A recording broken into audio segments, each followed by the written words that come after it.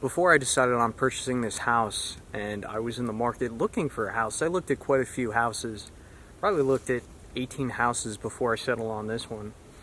And something that had always kept true in the back of my mind was try and find a house that looks really appealing from the outside, but something that doesn't require a lot of maintenance.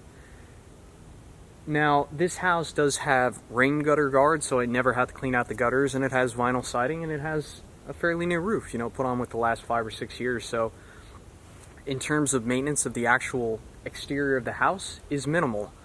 However, there's a lot of bushes and shrubs, clearly, so there's a lot of landscaping to do here, and I'm not at the point in my life right now where I can afford to have landscapers come out here and landscape the property, so don't really have a lot of money to throw around at new fancy tools like steel hedge trimmers and chainsaws.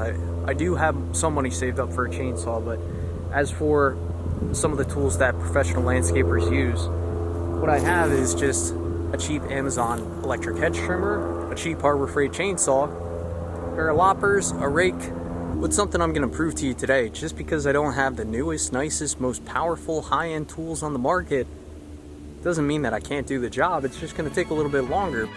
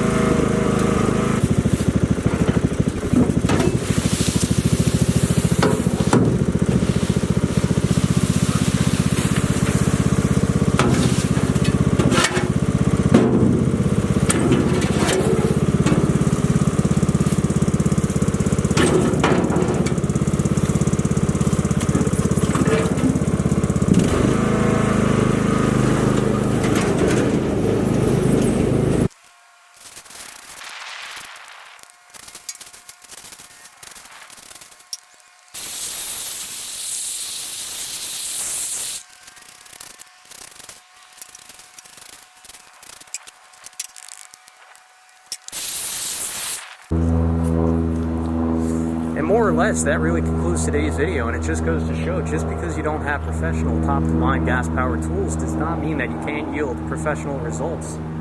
One of the nice things about running electric tools is they're quieter, and you're not breathing in the emissions, which, they are a little bit slower, but, the results are just the same, more or less. Really, the key is an eye for detail, patience, just trying to match the symmetry. Like, I trimmed up this tree and I trimmed up that tree and I tried to match them. It took some time, but I think they look pretty good. And then I'll let them grow for a season and then come back next year and I'll trim them up a little bit better, and it's just maintenance from here on out. I did do some very heavy trimming to some of the shrubs and the trees, but it was needed. Everything was really overgrown. It was starting to make contact with the house, which you don't want that. You want to keep plants and bushes at least a foot away from hitting the house. So yeah, Another thing as well, because I opened everything up, it's going to make it a lot easier to mulch in the springtime.